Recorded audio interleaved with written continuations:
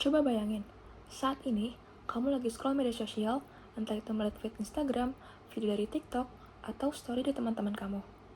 Coba deh, perhatikan baik-baik. Berapa banyak kata bahasa Inggris yang kita temukan di sana? Pasti muncul istilah-istilah seperti self-reward, overthinking, literally, wishes, healing, mindset, update, relate, dan banyak lainnya. Kita juga sering banget melihat kalimat semacam ini. Duh, aku lagi di fase healing banget nih, butuh me time dulu.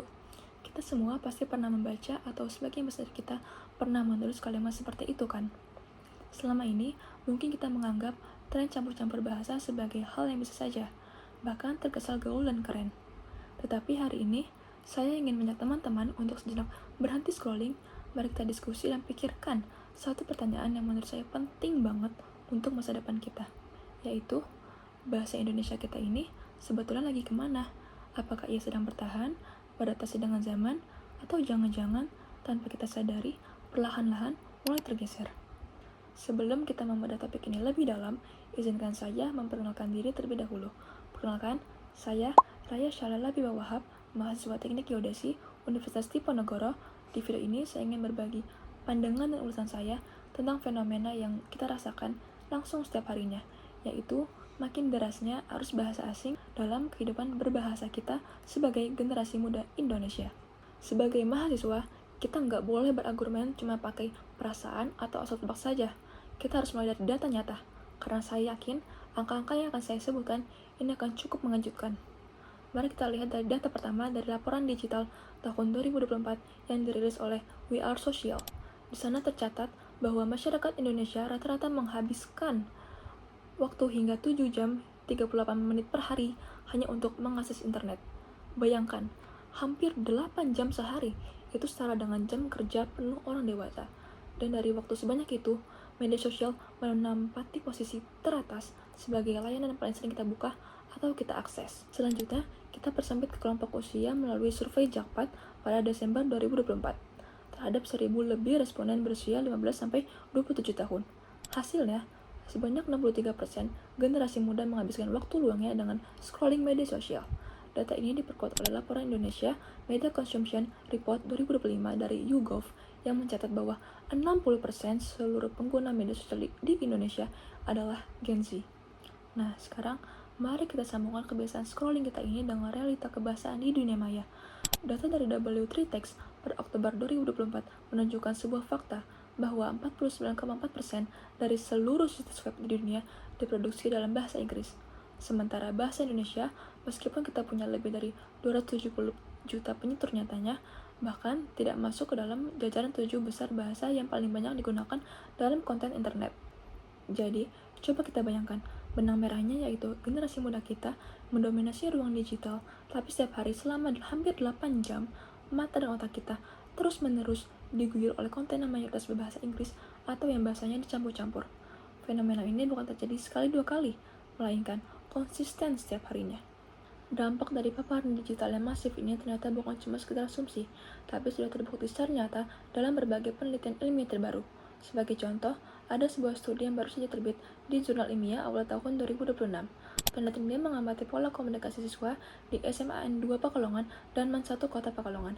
Hasilnya menemukan bahwa campur kode atau kebiasaan mencampur bahasa Indonesia dan bahasa Inggris dalam satu kalimat terjadi secara konsisten di kedua siswa tersebut.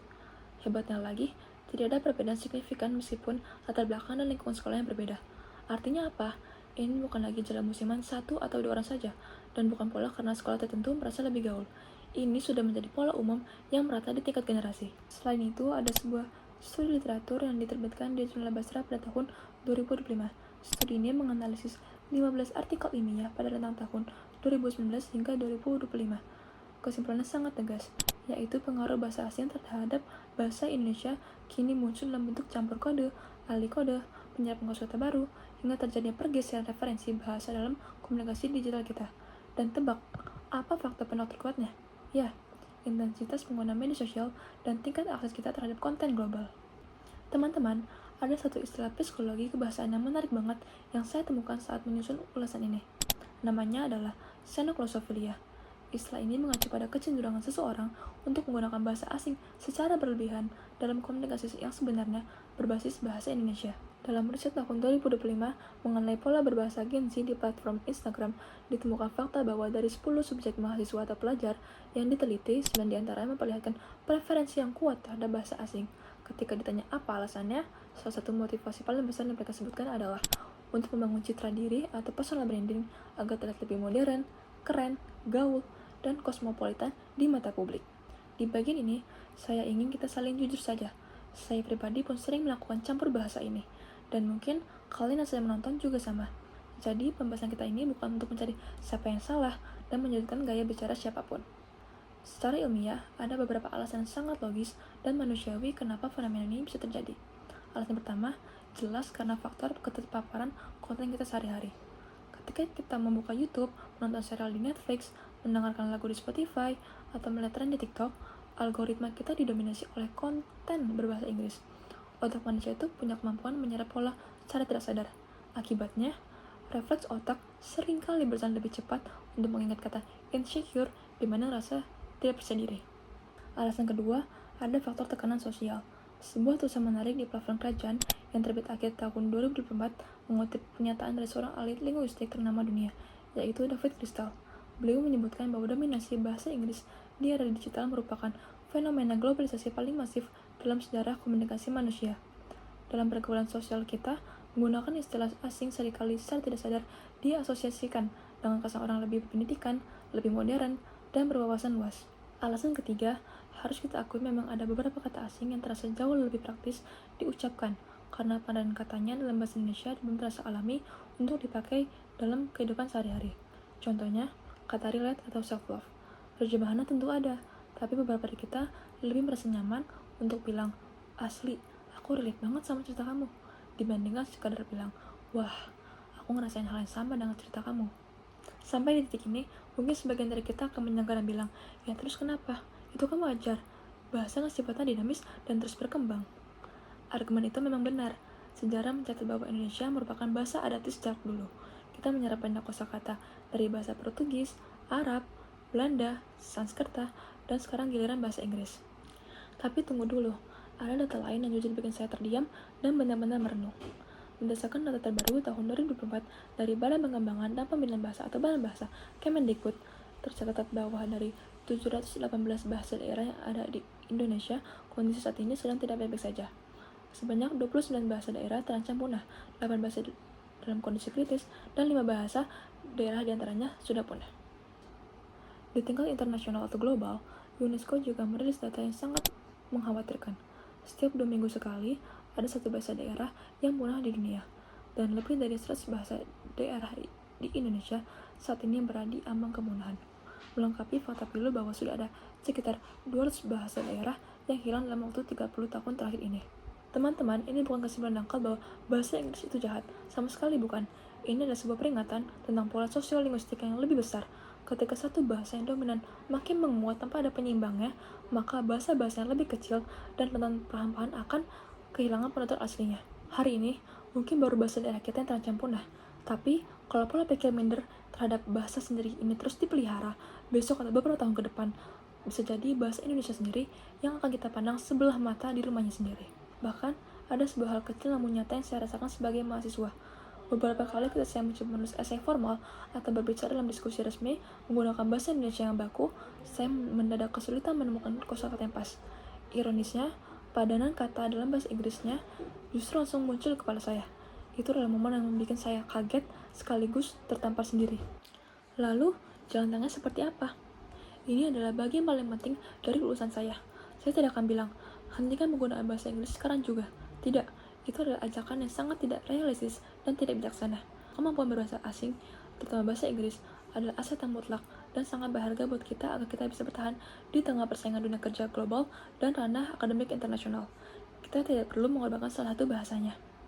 Kunci utamanya terletak pada satu hal, yaitu kesadaran konteks. Ada situasi di mana mencampurkan bahasa itu sah-sah saja dan terasa wajar. Misalnya saat kita sedang mengobrol dengan teman, menulis komentar di media sosial, dan berdiskusi dengan komunitas online. Tidak ada yang salah dengan hal itu. Namun, kita juga harus tahu diri dan punya kemampuan untuk menuntut diri kita fasih serta percaya diri menggunakan bahasa Indonesia yang baik dan benar pada situasi yang tepat. Contohnya, saat kita sedang menghadapi wawancara kerja, melakukan presentasi akademik depan dosen, menyampaikan pendapat di forum resmi organisasi, atau saat menulis laporan tugas akhir kuliah yang akan dibaca oleh halayak luas. Kemampuan menempatkan bahasa sesuai konteks ini tidak bisa muncul secara instan, melainkan harus dilatih, dijaga, dan dipedulikan secara sadar. Pemerintah melalui Badan Bahasa sebenarnya sudah melakukan langkah nyata, mulai dari program revitalisasi bahasa daerah yang menyasar lebih dari 72 bahasa daerah pada tahun 2003 dengan melibatkan sedikitnya 5 juta masyarakat, hingga diadakannya Festival Tunas Bahasa Ibu untuk merangkul generasi muda. Ini adalah sinyal kuat bahwa negara pun sadar kalau masalah kebahasaan kita ini bukan perkara kecil. Tetapi, program hebat dari pemerintah tidak akan pernah cukup kalau kita, generasi muda yang menjadi pemilik masa depan media sosial dan konsumen utama konten global, tidak memiliki rasa peduli dan rasa bangga itu dalam diri kita masing-masing. Jadi, mari kita kembali ke pertanyaan awal, yaitu bahasa Indonesia kita ini sebenarnya sedang bertahan, beradaptasi, atau perlahan tergeser. Saya rasa jawabannya adalah ketiganya sedang terjadi saat ini. Dan proses mana yang nantinya akan keluar sebagai pemenang dominan, jawabannya itu sepenuhnya tergantung pada keputusan dan sikap berbahasa kita sendiri. Bahasa Indonesia telah melewati perjalanan luar biasa panjang dan berat. Bahasa ini dipilih dan disepakati oleh pemuda-pemudi dalam Kongres Sumpah Pemuda pada tahun 1928 sebagai ikrar persatuan, dan secara membuktikan bahasa ini sukses mengikat dan menyatukan lebih dari 17.000 pulau dengan ratusan suku serta bahasa yang berbeda-beda menjadi satu nama, yaitu Indonesia. Itu adalah sebuah pencapaian sosiologis yang luar biasa besar, yang sayangnya sekali-kali kita lupakan begitu saja. Mungkin saya bisa analogikan bahasa itu seperti otot di tubuh kita. Ia akan terus tumbuh kuat dan berkembang selama kita latih secara konsisten. Namun ia bisa melemah, menyusut, bahkan lumpuh jika diberikan pasif dan tidak pernah digunakan. Oleh karena itu, mungkin mulai sekarang, sesekali kita coba cari tahu dan gunakan padanan kata dalam bahasa Indonesia untuk hal-hal yang bisa kita refleks ucapkan dalam bahasa asing.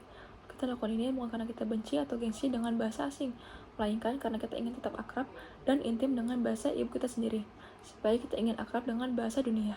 Bahasa Indonesia adalah identitas nasional yang dinamis, yang harus terus hidup, berdenyut, dan bernapas di dalam percakapan harian kita, di dalam baris-baris tugas ilmiah kita, bahkan di dalam setiap konten yang kita buat atau kita tonton setiap harinya. Terima kasih banyak atas waktu dan perhatian teman-teman yang sudah menyaksikan hingga selesai. Kuasai bahasa asing, lestarikan bahasa daerah, dan utamakan bahasa Indonesia. Sekian, terima kasih, sampai jumpa.